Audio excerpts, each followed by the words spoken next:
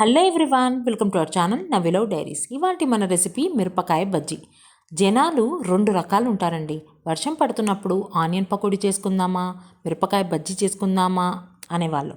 మరి ఈ రెండింటిలో మీరు ఏ రకం అనేది కమెంట్ సెక్షన్లో కమెంట్ చేయండి. నేను మాత్రం వర్షం పడుతున్నప్పుడు మిరపకాయ బజ్జీకి ఓటేస్తాను.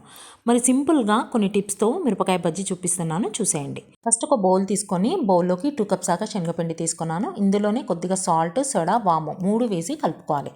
తర్వాత వాటర్ కొద్దిగా వేసి లంప్స్ లాగా ఫామ్ అవ్వకుండా పిండి అనేది బాగా కలుపుకోవాలి.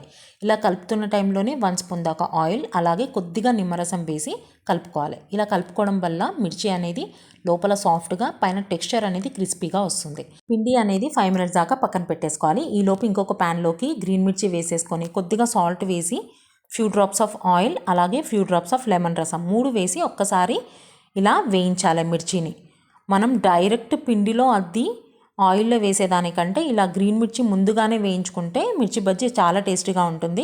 ఇక్కడ నేను యూస్ చేస్తున్నవి సన్న మిర్చీలు అనమాట. మీరు లావు మిర్చి వేసుకున్నా బాగుంటాయి. చూస్తున్నారు కదా మిర్చి బజ్జీ టెక్స్చర్ చూడండి పైన ఎంత బాగా వచ్చిందో.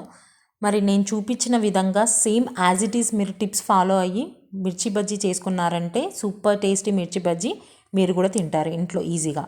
మరి ఇవాళ నేను చూపించిన ఈ మిర్చి బజ్జీ రెసిపీ అనేది నచ్చినట్టయితే నా వీడియోని లైక్ చేయండి, షేర్ చేయండి, అలాగే సబ్స్క్రైబ్ చేసుకోవడం మర్చిపోకండి ఎవరైనా కొత్తగా నా ఛానల్ని విజిట్ చేసిన వాళ్ళైతే. Bye everyone and take care.